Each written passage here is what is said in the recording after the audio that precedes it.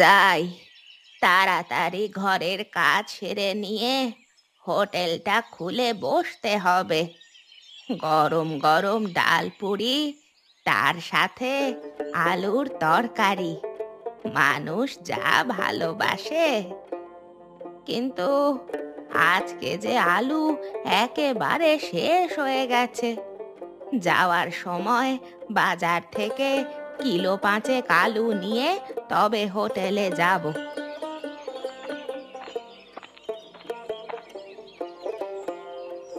কই ঠাকুমা দাও। দাও মানে? কি দেব তোকে আবার? কিসের কথা বলছিস তুই? টাকা দাও। আমি তোমাকে কালকে রাতে সবকিছু বললাম তো। তুই তো আমাকে বললি একটা ব্যবসা করব, টাকা চাই। কিন্তু আজকেই যে টাকা চাই সে কথা তো বলিসনি। সেটা কি আবার তোমাকে ভেঙে বলতে হবে নাকি? কই দাও দাও, আর দেরি করো না বেশি। কিন্তু আমি যে এই মুহূর্তে টাকা কোথায় পাবো বল দেখি। আমাকে একটু সময় দে বাপ। আমার কাছে দেবার মতো অত সময় নেই। আমাকে খুব তাড়াতাড়ি ব্যবসাটা শুরু করতে হবে, তার জন্য টাকার দরকার। কত টাকা দরকার? সব মিলিয়ে 6,000 টাকা। বাপ রে, অত টাকা একসাথে তো আমি কোনোদিনও চোখে দেখিনি। তোকে আমি এতগুলো টাকা কোথা থেকে এখন দেব বল দেখি। সকালবেলায় নাটক করো না দেখিনি। সারা দিন তুমি ওই ডালপুরির হোটেলটা খুলে বসে আছো, আর টাকা দেখনি বলে ন্যাকামি করছো। দেখো ঠাকুমা, তুমি আমাকে যত তাড়াতাড়ি সম্ভব টাকার জোগাড় করে দাও, না হলে আমি কিন্তু বাড়ি ছেড়ে বেরিয়ে যাব। না না বাপ, ওরকম করে মাথা গরম করিস নে। আমাকে আর কয়েকটা দিন সময় দে, আমি ঠিক তোর জন্য টাকা জোগাড় করে এনে দেব। কথাটা মনে থাকে যেন। আমি এখন চললাম। সারাদিন কোথায় ঘুরে বেড়াস? আমার সাথে তো আমার ডালপুরির হোটেলে বসতে পারিস। তাহলে তো আমাদের আয়টা একটু হলেও বৃদ্ধি পায়। আমি বুড়ো হয়েছি, আর কদিনই বা এই হোটেলটা চালাতে পারবো। তুই যদি কাজটা শিখে নিস তাহলে আমারও অনেক উপকার হয়। আমি ওসব হোটেল ফোটেল চালাতে পারবো না। ওসব ফালতু কাজে আমার সময় নেই বেশি। যাও যাও, তুমি কানের কাছে ফ্যাস ফ্যাস করো না, নিজের কাজে যাও দেখি।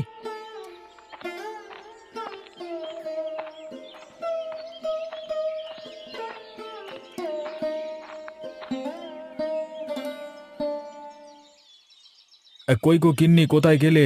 তোমার বাইরের কাজ কি শেষ হলো? তাহলে আমাকে দুটো খেতে দেবে, এসো। আমাকে এক্ষুনি খেয়ে কাজে বেরোতে হবে গো। তুমি বসো, আমি তোমার জন্য খাবার এনে দিচ্ছি।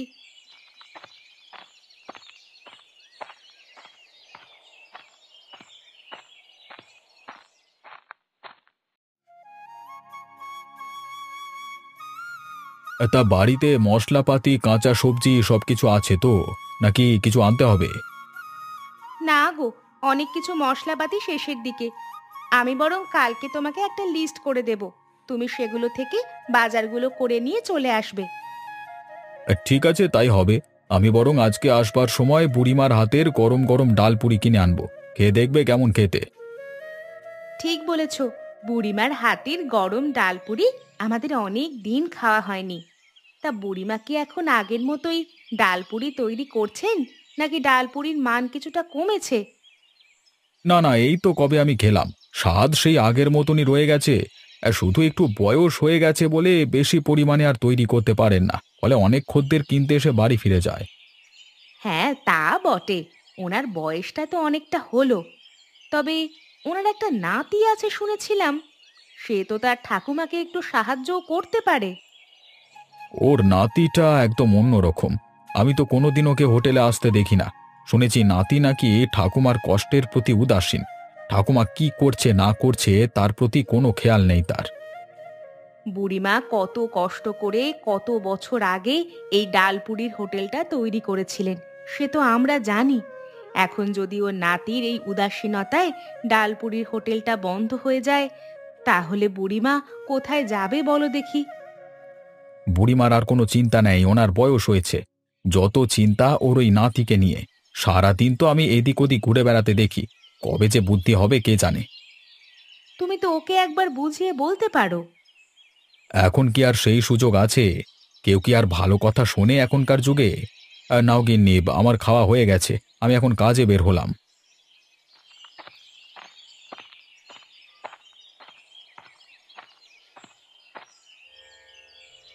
মাথা খারাপ নাকি?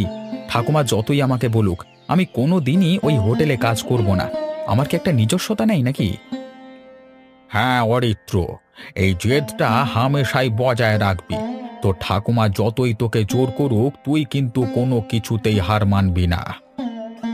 না দাদু, হার মানবার কোনো প্রশ্নই ওঠে না। আমি এখন যুবক ছেলে, কোথায় আমি নিজের ব্যবসা করব তা না, সাধারণ একটা হোটেল চালিয়ে আমার ক টাকাই বা আয় হবে বলো দেখি। যাক, এতদিন ধরে বুঝিয়ে তুই শেষমেশ আমার কথাটা বুঝতে পেরেছিস। শোন বাপ, বুড়িকে বিশ্বাস নেই। দেখবি তোর কাছ থেকে কাজ গুছিয়ে নিয়ে কোন দিন তোকে এক কানা করিও না দিয়ে তাড়িয়ে দিয়েছে, তখন তুই কোথায় যাবি? আমার ঠাকুমা এরকম করবে সেটা আমার তো বিশ্বাস হয় না। আবার তুই বিপরীত কথা ভাবছিস। আমি তোকে তো আগেও বলেছিলাম যে তোর নিজের ব্যবসার জন্য তোর ঠাকুমার কাছ থেকে টাকা চাইতে। তুই কি সেই টাকা চেয়েছিলিস? হ্যাঁ চেয়েছিলাম। কে বলল? টাকা দিয়েছে তোকে? বলল এত টাকা নেই আমার কাছে। তাহলেই ভাব, যে সারা দিন রাত ওই ডালপুরির হোটেলটা খুলে বসে আছে, তার কাছে টাকা নেই।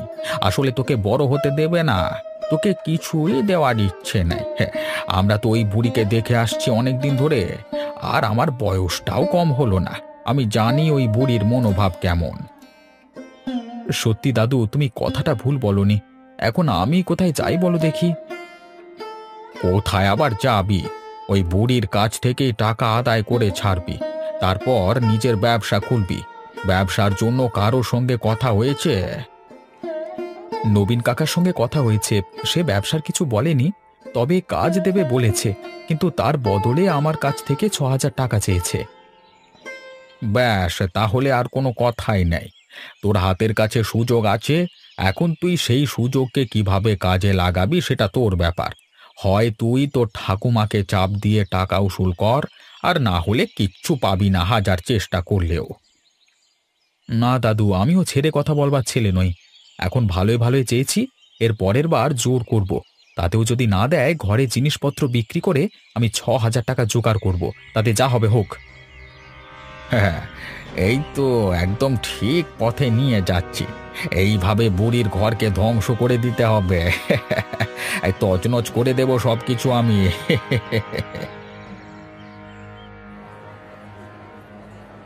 আসুন আসুন, গরম গরম ডাল পুরি খেয়ে যান। একদম সুস্বাদু মুচমুচে ডাল পুরি, খেলে কোনো অম্বল হবে না। তেল ছাড়া ডাল পুরি, মন ভরে খান, পেট নিয়ে চিন্তা করবেন না। সাথে আলুর তরকারি একদম ফ্রি। তাড়াতাড়ি আসুন।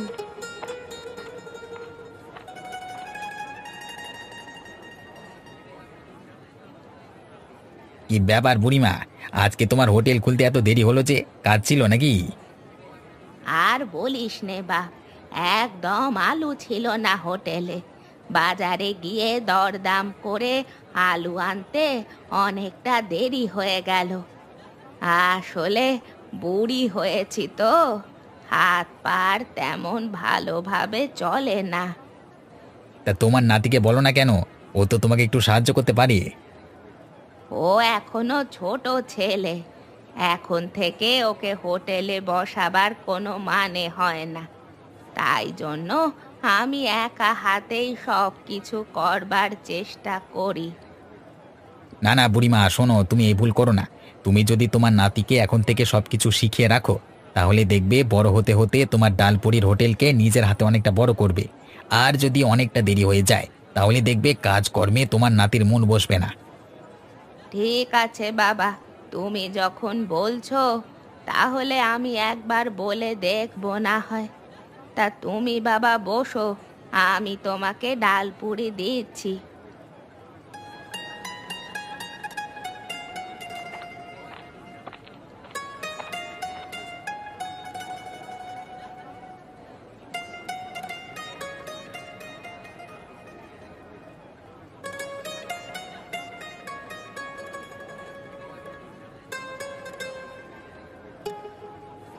আহা বুড়িমা, তোমার হাতের স্বাদ সেই একই রকম রয়ে গেল গো। এত সুন্দর স্বাদের ডালপুরি আমি আর কোথাও খেয়ে দেখেছি বলে মনে হয় না। সবই তোমাদের ভালোবাসা। তোমরা যদি প্রথম থেকে আমার পাশে না থাকতে, তাহলে আমার পক্ষে কোনো দিনই এই হোটেলটা তৈরি করা সম্ভব হতো না। তবে বুড়িমা, আমি শুনেছি নাকি তোমার দোকানে অনেক খদ্দের এসে আবার ঘুরে যাচ্ছে আজকাল, তো এর কিছু একটা ব্যবস্থা করো।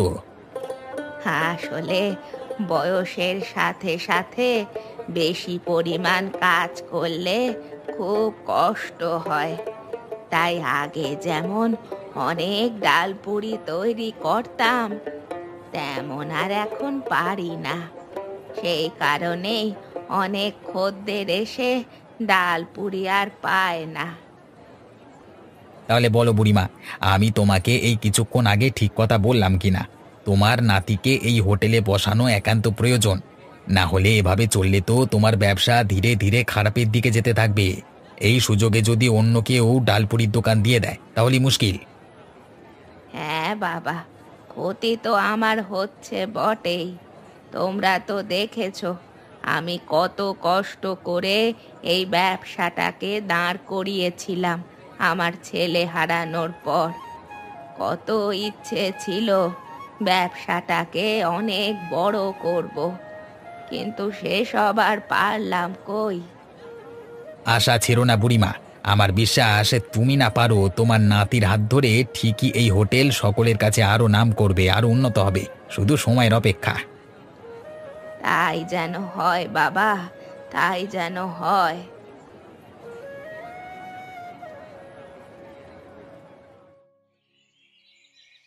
কিরে অরিত্র, কি খবর তোর? কাকা, আমাকে আর কিছুটা সময় দিন। আমি এ মাসে শেষ করে যদি আপনাকে টাকাটা দিই তাহলে হবে? এ মাসে শেষ করে টাকা দিলে কি করে হবে বল দেখি? আমার কাজের জায়গা তো একটা কি দুটো আছে। এই একটা দুটো জায়গা তো যে কোনো সময় ভর্তি হয়ে যেতে পারে। মানে কাকা, আমার একটা অনুরোধ ছিল, যদি রাখতে খুব ভালো হতো। হ্যাঁ বল না, কি অনুরোধ? আমি ভেবে দেখছি অনুরোধটা রাখতে পারি কিনা। আসলে কাকা, যদি ৬,০০০ টাকার বদলে তুমি কিছুটা টাকা কম নিতে তাহলে আমার খুব সুবিধে হতো। আসলে আমার ঘরে ঠাকুমা ছাড়া তো আর কেউ নেই। ঠাকুমা একা হাতে হোটেলটা চালিয়ে ক টাকাই বা রোজগার করে। সে কথা বললে কি হবে? আমার কাছে এমনও ছেলে আছে যারা ৬,০০০ কেন, ওই কাজের জন্য ১০,০০০ টাকা দিতে রাজি। তাহলে আমার তোকে কাজটা দিয়ে লাভ কি বল দেখি? তোকে খাতির করি বলে আমি এখনো পদটা তোর জন্য খালি রেখে দিয়েছি। কিন্তু এত টাকা যে আমি জোগাড় করতে পারবো কিনা সেটাই তো বুঝতে পারছি না। তাহলে আর কি, তোকে আর দুদিন সময় দিলাম। দেখ টাকাটা জোগাড় করতে পারিস কিনা। যদি না পারিস তাহলে আমাকে কাজটা অন্য কাউকে দিয়ে দিতে হবে। আমি তো আর মাসের পর মাস অপেক্ষা করতে পারি না। ঠিক আছে, তুই এখন তবে যা, আমার এদিকে অনেক কাজ পড়ে আছে।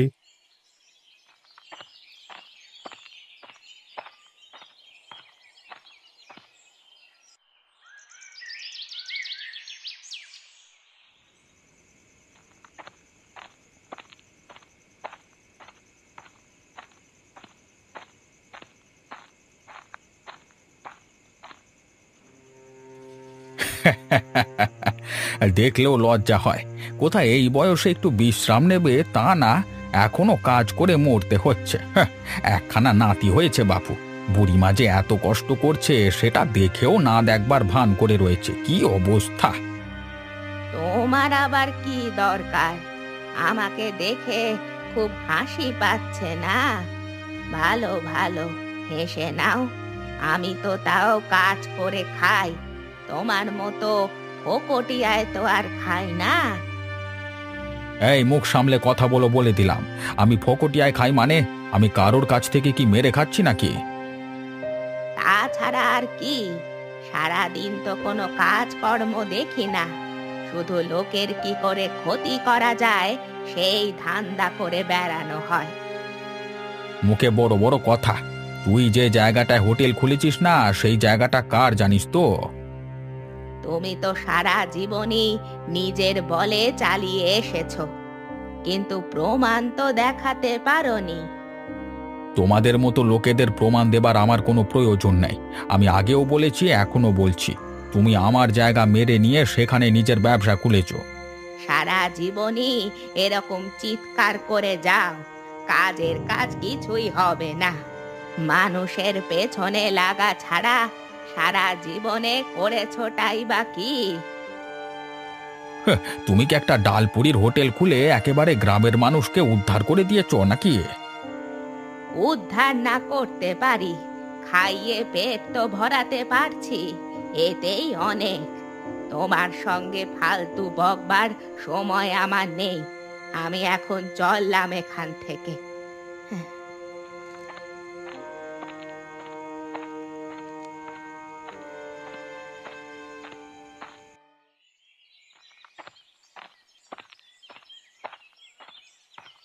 কই গিন্নি, আমি চলে এসেছি।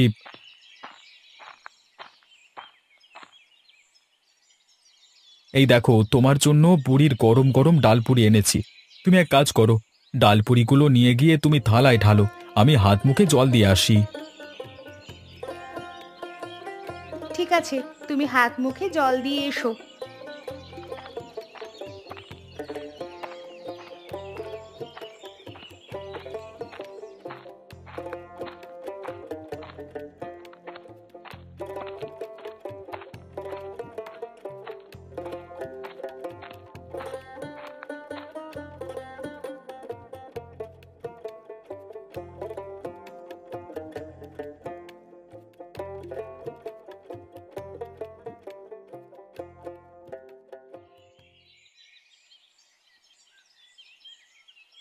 কি গিন্নি, কি বুঝছো? বুড়িমার হাতের ডালপুরির স্বাদ কেমন? অতুলনীয়। বুড়িমার হাতের ডালপুরির স্বাদ আগের মতোই রয়ে গেছে। ঠিকই বলেছ। আচ্ছা, আমার মাথায় একটা পরিকল্পনা আসছিল, আমি বুঝতে পারছি না আমি ঠিক করছি কি ভুল করছি। কি পরিকল্পনা? আমাকে একটু খুলে বলো তো। আমি ভাবছিলাম বুড়িমাকে আমি কিছুটা টাকা দিয়ে অর্থ সাহায্য করব, যাতে সে কাজের হোটেলে লোক রাখতে পারে। ওর নাতি তো কিছু করবে বলে মনে হচ্ছে না। কি অবস্থা বলো দেখি! ঘরে একজন সক্ষম ছেলে থাকতে বুড়িকে বাইরে থেকে লোক ডেকে আনতে হবে তার হোটেলে কাজ করবার জন্য। এর থেকে খারাপ ব্যাপার আর কিছু হতে পারে? এখন সেটাই হচ্ছে সমস্যা। এখন আমি আবার ভাবছি, যদি ওর নাতি উল্টো কিছু ভেবে বসে এবং আমাকে উল্টে কথা শুনিয়ে দেয়, মানে ছোটদের মুখ থেকে অপমানজনক কথা শুনতে তো খুব একটা ভালো লাগে না। সে তো বলবে বটেই। আমার মনে হয় তোমার নাতির সঙ্গে একবার কথা বলা উচিত। ওকে একবার বুঝিয়ে বলে যদি কাজ হয় তাহলে তো ভালোই হবে। যাগ্গে, আমি আর কি বলবো। আমি ভেবেছিলাম বুড়িমাকে লুকিয়ে লুকিয়ে কটা টাকা দিয়ে আসবো, কিন্তু সেই কথা তো আর চাপা থাকবে না, নিশ্চয়ই লোকমুখে রটে যাবে। এখনকার দিনে আবার সাহায্য করলেও দোষ, জানো তো। তোমার কিছু করবার প্রয়োজন নেই। তুমি বরং বুড়িমার কাছ থেকে ডালপুরি কিনে কিছুটা করে টাকা প্রতিদিন বেশি দিয়ে আসবে। তাহলে আর কিছু মনে করবে না বুড়িমা। হাতে টাকা এলে নিশ্চয়ই একটা কাজের লোক রাখতে পারবে। হ্যাঁ গো, না হলে যে জিনিসটার জন্য আমাদের গ্রামের এত নাম, সময়ের সাথে সাথে দেখবে সেই হোটেলটা উঠে গেছে গ্রাম থেকে। এটা কি মেনে নেওয়া যায় বলো? যাক, এখন খাওয়া দাওয়ায় মন দাও।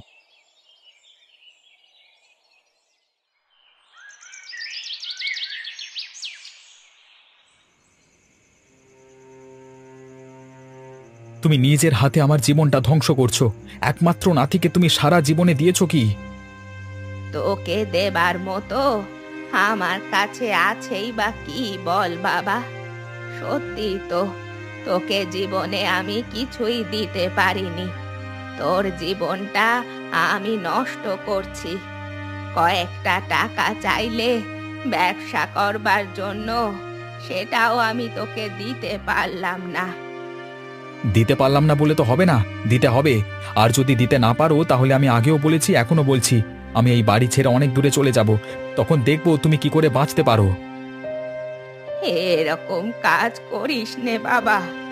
তুই যদি আমাকে ছেড়ে চলে যাস, আমি কি করে থাকবো বল দেখি। কিন্তু তোমার সাথে থাকলে যে আমার জীবনটা ধ্বংস হয়ে যাচ্ছে। তোকে তো আমি কত করে বলেছি, আমাদের হোটেলের যা এদিকে ওদিকে নাম ছড়িয়ে আছে, তুই যদি হোটেলটাকে একটু বড় করিস আর বেশি বেশি পরিমাণ ডাল পুরি তৈরি করিস, তাহলে তোর অনেক মুনাফা হবে। সেই এক কথা তোমরা কানের কাছে কেন যে বলো আমি বুঝতে পারছি না। তোমার এই ভাঙা হোটেলের কাজ করবার আমার কোনো ইচ্ছে নেই। ও কথা বলিস না বাবা।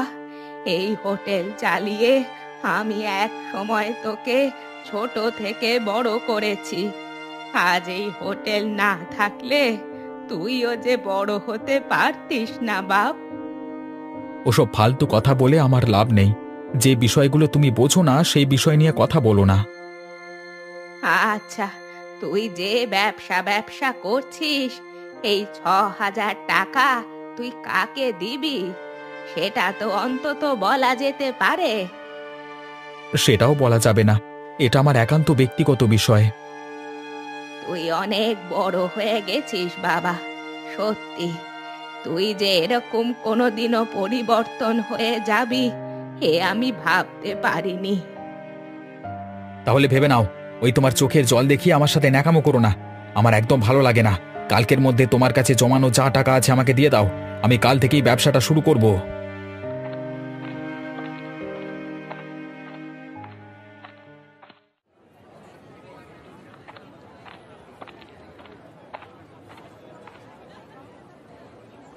আরে, তোমরা কি অন্য কোনো গ্রাম থেকে এসেছো নাকি? তোমাদের তো এই গ্রামে আগে কোনোদিনও দেখিনি। হ্যাঁ বুড়িমা, আমরা তোমার ডালপুরির নাম অনেক শুনেছি, তাই জন্য আমরা দুই বান্ধবী মিলে আজকে তোমার ডালপুরির স্বাদ নিতে এসেছি। আরে আরে, এসো এসো, তোমরা ভেতরে এসে বসো, আমি তোমাদের ডালপুরি দিচ্ছি।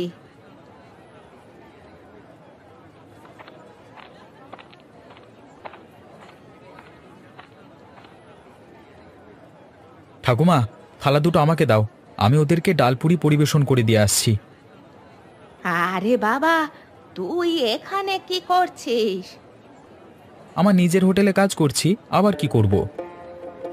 কিন্তু তুই তো বাবা অন্য একটা ব্যবসা। ওই ব্যবসার ভূত মাথা থেকে নেমে গেছে ঠাকুমা।